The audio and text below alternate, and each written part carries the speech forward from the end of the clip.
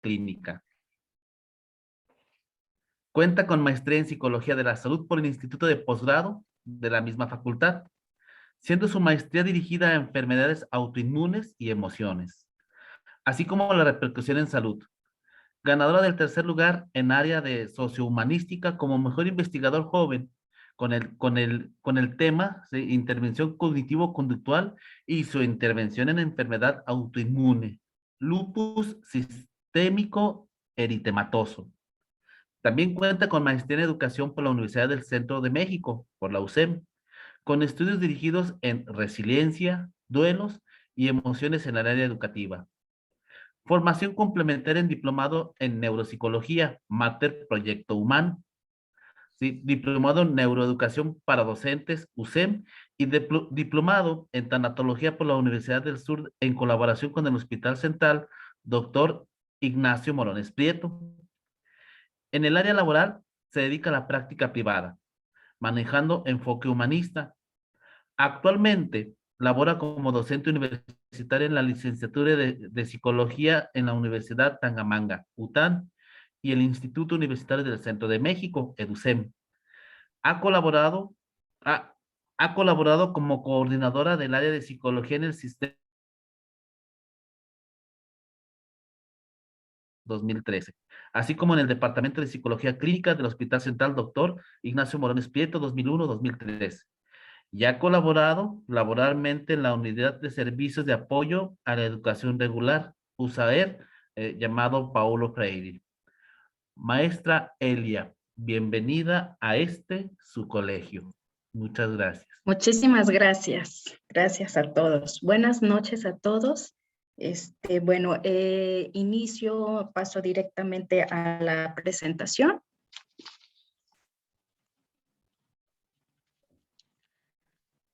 Comparto.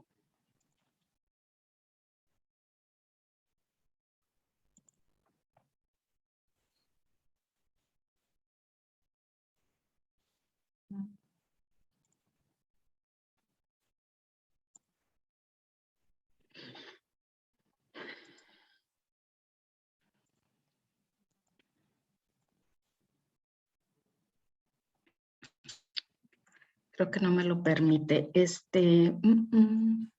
ver.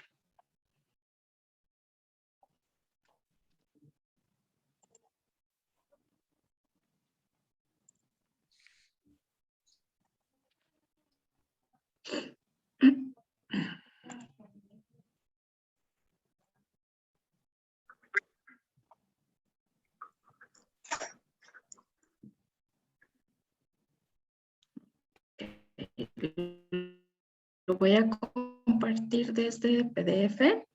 ¿Sí pueden ver todos? Sí, maestra. Perfecto. ¿Qué se ve? Sí, ya se compartió.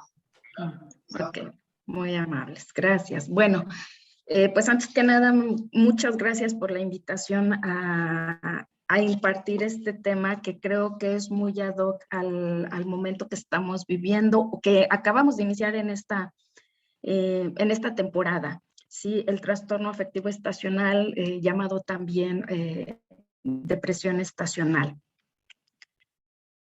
Ok, la primera parte sería ¿qué sabemos acerca de lo que es el trastorno estacional?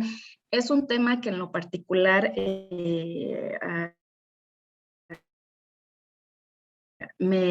las cuestiones de emociones siempre han sido una prioridad en mi trabajo de práctica tanto profesional como privada. Creo que las emociones juegan un papel sumamente importante dentro del desarrollo del ser humano en cualquier área. Entonces, en relación a lo que es el trastorno afectivo estacional, como correctamente se le tiene que llamar a la depresión estacional, para su mejor manejo lo vamos a llamar TAE de ahora en adelante por sus siglas, es una patología habitual que encontramos dentro de la práctica clínica. Lo vamos a revisar mucho en consulta psicológica y no nada más en ella, simplemente cuando estamos desarrollándonos en un ambiente laboral, siempre va a haber alguien que esté diciendo, ay, es que como que el tiempo no me agrada, como que me siento un poco decaído, como esto. como que siento apagado el tiempo. Comentarios de esta índole nos van a hacer que nos den como un foquito de alerta de que se trata de una cuestión afectiva estacional, sin ser necesariamente todavía una depresión como tal, que tiene que ver, pero que no comparte la gravedad de la depresión como tal. Este tipo de TAE también es conocida como winter blues, astenia estacional, depresión estacional y depresión invernal. Es obviamente, como su nombre lo indica, es una depresión que vamos a estar observando de manera muy prevaleciente en la etapa de otoño-invierno. De hecho, hay una elevada incidencia de depresión en esta época que pueden llegar a derivar en un suicidio.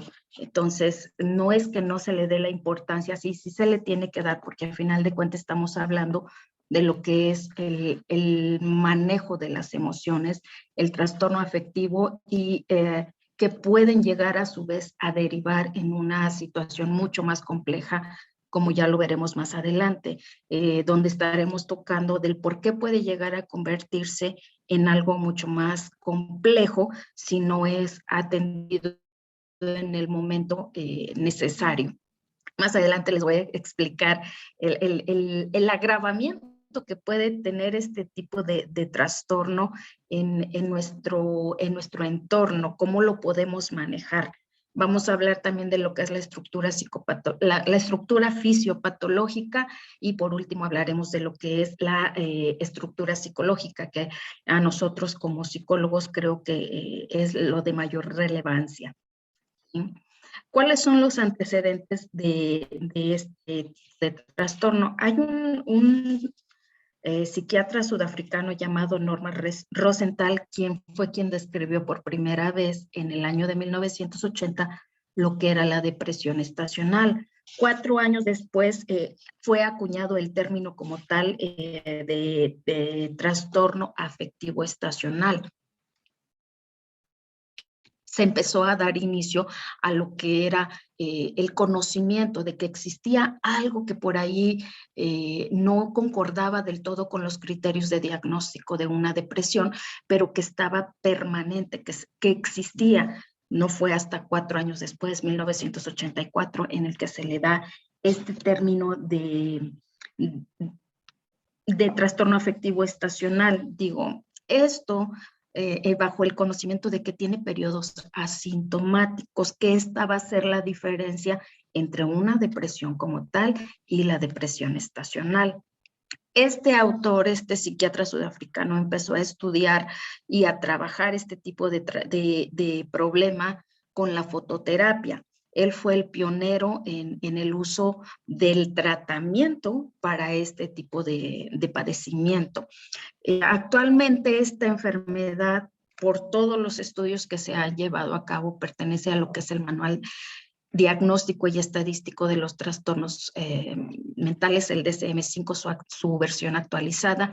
Es muy claro y preciso, también más adelante les voy a comentar por qué es claro y preciso en el DSM-5, no está, digamos, detallado a grandes rasgos de lo que es una depresión, porque forma parte de un trastorno. Encontrar dentro de ese tipo de trastorno es muy claro lo que tenemos que hacer en ese trabajo de diagnóstico, ¿sí? Dentro de lo que es el TAE, en la cuestión epidemiológica, vamos a encontrar que se puede manifestar entre el 1 y el 10% de la población a nivel mundial. Quizás vemos el número con un porcentaje bajo, pero no, ese 1 y 10% realmente es alto. Se presenta con mayor prevalencia en mujeres. Es doblemente frecuente en las mujeres que en los hombres. Y aquí esto en particular tiene que ver también con la estructura cerebral que nosotros tenemos por las funciones del hipocampo y toda el área que es relevante al concepto de emociones, no porque haga de que nosotros mujeres somos más o mejores o menos que los hombres, sino porque nuestra propia estructura fisiológica es diferente a la de ellos, y en cuestiones emocionales la mujer tiene más prevalencia en esta área. Del 4% al 6% de la población en Estados Unidos sufren de un trastorno afectivo estacional, y del 10 al 20% pueden experimentar una forma más leve. Estos puntajes, estos porcentajes, sí, son americanos, porque en México no hay un estudio como tal que defina tanto porcentaje hay en México, tanto incidencia de, tanto en hombres, tanto en mujeres. Es en ambos sexos, pero los estudios que se han realizado en su mayoría han sido en población americana y población española, y con mayor incidencia en poblaciones que viven en latitudes altas, como lo son países nórdicos, en los que vamos a encontrar por ahí suficientes situaciones que van a hacer que la persona pueda llegar a tener mayor probabilidad, de desarrollar un trastorno afectivo estacional. El 10%, del 10 al 20% puede experimentarlo de una forma más leve, sí. Y si no se tiene cuidado con este tipo de problemática, puede desarrollar algo mucho más complejo. Siempre tenemos que, si esto puede llegar a tener otro tipo de desembocadura. Ay, perdón. La edad de aparición de este trastorno está alrededor de los 20 a los 35 años, decrece con el tiempo, pero también hay otra área muy importante que tenemos que tener en cuenta, que son los antecedentes heredofamiliares que pueden mantener cada ciclo. El contexto sociocultural donde la persona se encuentre también es muy importante. Esta aparición es la más abundante dentro de la consulta terapéutica, al menos es lo que yo he visto en mi práctica privada. La mayoría de las personas, mujeres que tengo en asistencia terapéutica, prevalecen entre los 21 a los 36 años, más o menos. Entonces, la media está considerado en este rango. Por diferentes situaciones, lo que sí he observado es que hay un signo muy importante, que es la cuestión familiar, no tanto la genética, sino la misma dinámica que tiene la familia puede ayudar o coadyuvar a la aparición más crónica de esto. Ojo, no es que sea exclusivo de eso, pero que en este tipo de periodos y con una dinámica sumamente comprometida prevalece con mayor porcentaje, ¿sí? Hablando de lo que es la epidemiología, ¿qué hacemos con los niños y los adolescentes? ¿Los niños y los adolescentes presentan esto? Sí, es poco frecuente, pero hay estudios que han manifestado lo contrario. Puede resultar un poquito ambiguo, pero creo que como la desregulación química puede suceder desde la etapa adolescente, puede un adolescente presentar esto. Sí hay también incidencia de patrones depresivos en los adolescentes que pueden desarrollarse y tener una mayor afluencia en esta época. Repito, tiene muchísimo que ver también la historia de cada uno, el antecedente heredofamiliar. Esta es otra de las cosas que tenemos que tomar muy en cuenta. Hagamos de cuenta que la cuestión de trastorno afectivo estacional está dentro de los escalones más abajo de la depresión, del trastorno depresivo como tal, y no porque se encuentre abajo es menos meritorio de la atención, no, pertenece a hagan de cuenta que es un foquito como verde. Aquí hay algo, aquí puede pasar algo. Sube amarillo cuando ya hay una cronicidad de la permanencia de este trastorno. Entonces, este es un punto muy interesante que tenemos que revisar con los adolescentes y de los cuales puede llegar en un futuro a desarrollar esto. Creo que desde ahí podemos empezar a diagnosticar si los niños o los adolescentes pueden llegar a ser diagnosticados en un futuro con esto.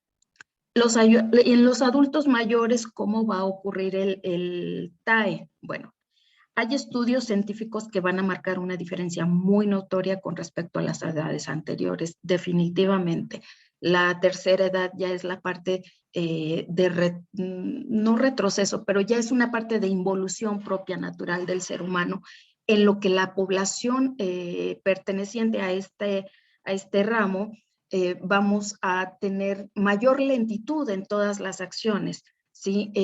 Generalmente vamos a encontrar las personas que están recluidos en casa, que permanecen más en casa, que están en instituciones, asilos, etcétera, están crónicamente semi-aislados de la luminosidad, que este es uno de los factores muy importantes para el tratamiento o la presencia, la aparición de un TAE.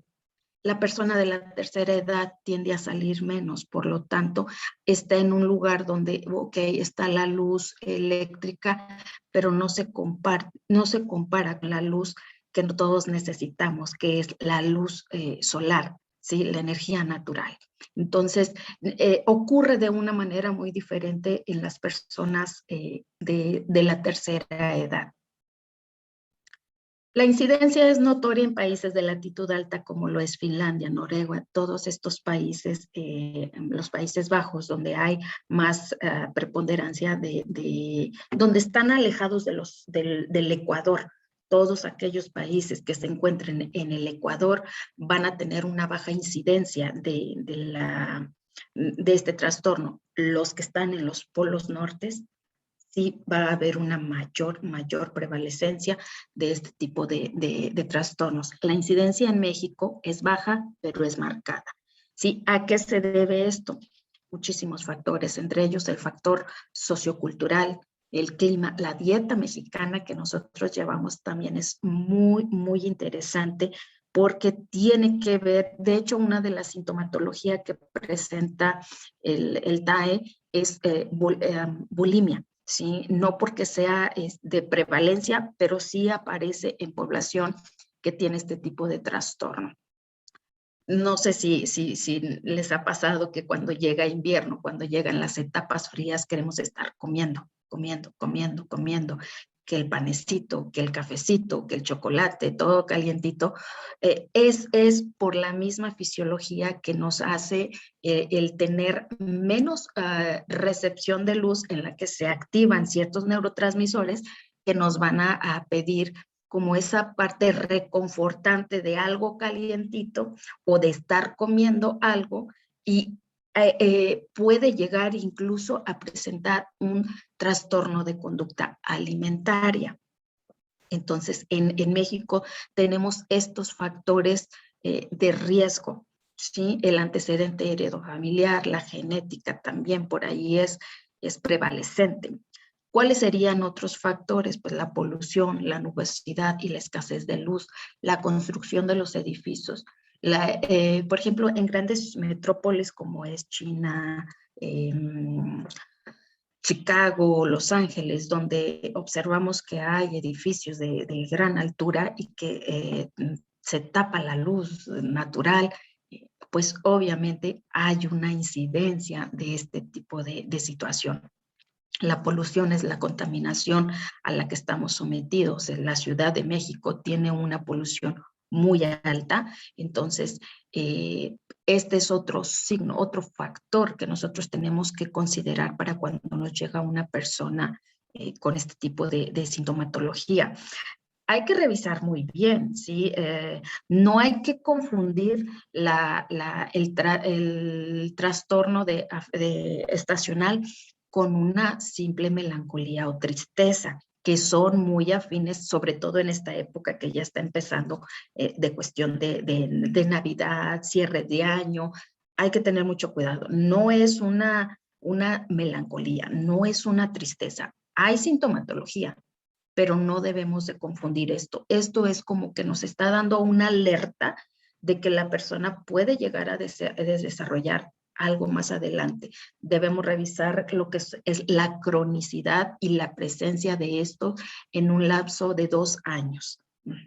Si la persona presenta todo este tipo de sintomatología en este tipo de periodos en 2 años, entonces es candidata, por así decirlo, a que pueda desarrollar este tipo de trastornos. ¿Sí? La etiología de esta enfermedad, bueno, no es muy clara ni es muy concreta, pero se tiende a pensar que es un trastorno multifactorial. Hay demasiados factores que pueden desencadenar esta situación.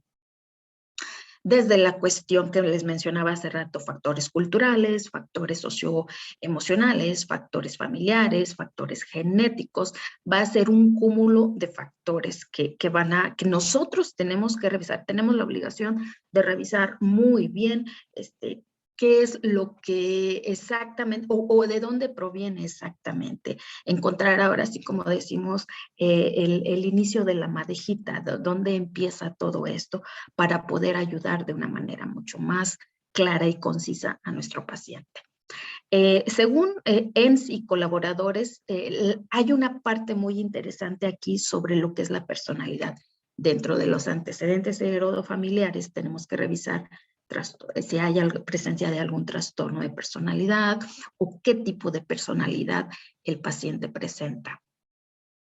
Hay personalidad A, personalidad B, personalidad C. La personalidad C es la que tiende a tener este tipo de problemática, ya que la personalidad C tiende a ser una personalidad depresiva.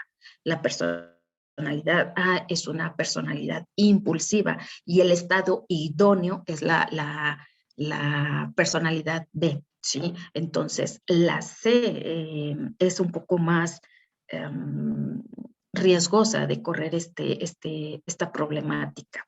Hay un estudio muy interesante por la Universidad de Copenhague en el que se evaluó a candidatos, bueno, perdón, débiles visuales con personas que tenían totalmente el diagnóstico de ceguera.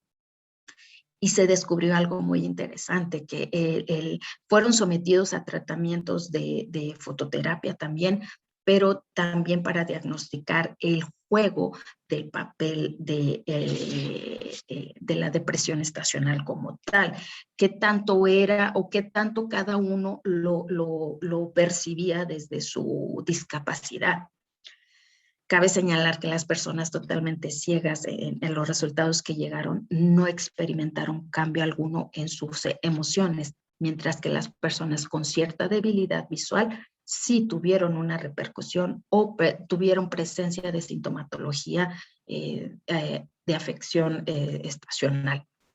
Entonces, aquí vemos qué tan importante es la cuestión también del área visual en nuestro cerebro, cómo lo recibe la capacidad de sensibilidad de la retina, cómo vamos a manejar todo esto, la percepción de la luz, a diferencia de las personas que tienen una ceguera total. ¿Sí? Este estudio pues lo demuestra que pues si somos más los que tenemos mayor visualidad, visión que los otros, pues muy probablemente podemos llegar a desarrollar esta patología. La personalidad de los pacientes con TAE parece tener características diferenciales de los que padecen depresiones no estacionales o de los sujetos sanos, ¿sí? Pero que sin embargo comparten sintomatología, comparten signos muy interesantes. De ahí que nosotros tenemos que hacer el diagnóstico concreto, lo cercanísimo que se pueda hacer, ¿sí? Entonces, ¿por qué? Porque tendemos a hacer este tipo de de diferencias significativas, incluso de hacer un mal diagnóstico, lo cual creo que tenemos que tener muchísimo cuidado cuando hacemos un diagnóstico en la depresión. ¿Por qué? Porque vamos a trabajar también con medicación, ¿no? Obviamente refiriéndolos al especialista indicado para que sea quienes nos ayuden y nos apoyen en nuestro trabajo psicoterapéutico. Hablaremos también de lo que es la estructura fisiopatológica. En esta parte, hay hipótesis que nos dicen por qué es que aparece este tipo de trastornos afectivos. La primera tiene que ver con la alteración del ritmo circadiano. La segunda, con una sensibilidad retiniana a la luz. La tercera, el metabolismo anormal de la melatonina. Y la última y no menos importante, la disminución de la secreción del neurotransmisor, sobre todo el más importante, que es la serotonina. Estas son las hipótesis desde la cuestión fisiopatológica que nos proponen el por qué aparece este tipo de trastorno, ¿sí? En el ritmo circadiano, bueno, pues aquí les puse una imagen en el que nos explica cómo es que se va a manejar el ritmo que nos mantiene en equilibrio biológico, por así decirlo. Lo que normalmente nosotros tenemos que hacer o hacemos en nuestra vida diaria para mantener un control interno, nuestro reloj biológico, son los ritmos circadianos. Bueno, esto se los paso para que lo revisen con mayor detalle, ¿sí? Pero vemos que lo disminuye notablemente a partir de las 6 de la tarde a 6 de la mañana, que es donde nuestro cuerpo va a recuperar, a mantener el equilibrio para poder desgastar toda esta energía en todo el día, de las 6 de la mañana hasta las 6 de la tarde, y así sube sucesivamente todos los días. ¿Sí? El ritmo circadiano, bueno, ¿qué es ¿dónde lo vamos a encontrar o cómo es que lo podemos ubicar? Se encuentra en lo que es los núcleos supraquiasmáticos, conocidos como SCN. Va a ser el principal marcapasos del ritmo circadiano, es el que nos va a marcar el cómo tiene que quedarse este ritmo circadiano. ¿Dónde lo vamos a encontrar? En el hipotálamo anterior.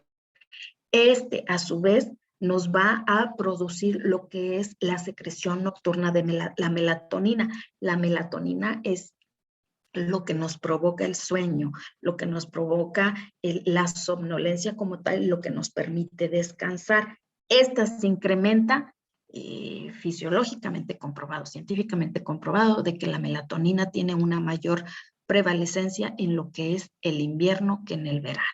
Sí, por muchas situaciones, digo, por el simple hecho de decir invierno, friecito, calorcito, y el calor del verano es muy diferente al calor que nosotros tenemos, pues obviamente en invierno.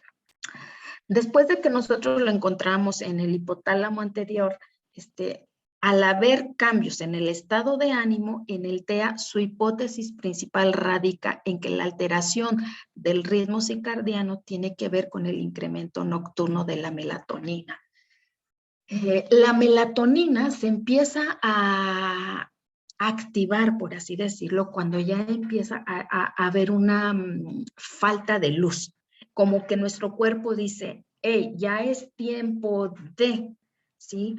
Hay tiempo de dormir, tiempo de descansar. ¿Por qué? Porque la misma oscuridad invita precisamente a nuestro cerebro a incrementar, a realizar, a elaborar la melatonina. Y no es único y exclusivo de este tipo de trastorno. Creo que esta es otra parte que no muy lejos tenemos que también tratarlo. Por ejemplo, en todas aquellas personas que están en las cárceles y que no tienen esta disponibilidad diaria y a todas horas de la cuestión de la luz solar, o que permanecen incluso en casos más graves secuestrados, donde hasta la venda la tienen. Bueno, hay un ritmo circadiano muy variable. ¿Por qué? Porque simplemente el hecho de tener cerrados los ojos donde no haya suficiente luz, hay un incremento de melatonina considerable. ¿Sí? Esto es en la parte de la depresión, ¿verdad? Estacional. pero en casos más graves podemos ver esta cuestión mucho más complejo. Permítanme.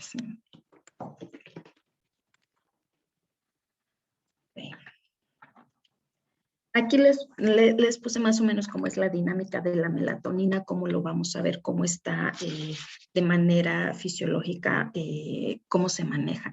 La melatonina, que es la que nos va a dar esta parte de sueño, está sintetizada, por lo que es la glándula pineal, gracias al triptófano, que es un aminoácido básico para el crecimiento. El triptófano lo vamos a poder encontrar en el alimento y es esencial para el desarrollo humano. Así que es inherente a nuestro desarrollo de evolución, ¿sí? Este a su vez va a ser transformado en la serotonina, ¿sí? No podemos soltar uno de otro. Siempre van a ir, como decimos, junto con pegado. ¿Por qué?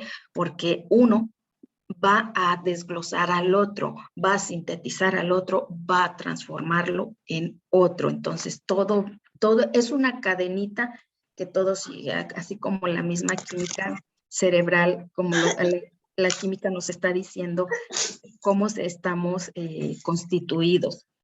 ¿Sí? En esta parte de la serotonina y la glándula pineal, bueno, pues se cree que los cambios en la duración de la luz diurna que se da en otoño e invierno van a alterar la producción de la melatonina, definitivamente. Es una secreción natural del cuerpo. Sin embargo, para las personas que tienen dificultades a la hora de dormir, también hay medicación medicación de melatonina como tal, la podemos encontrar en farmacia, melatonina. Sí, ojo, esto tiene que ser dado por los médicos. ¿Perdón? Disculpe, maestra, hacemos cambio de sesión, nos conectamos al mismo enlace. Uh-huh. Sí, gracias, maestra, muy amable.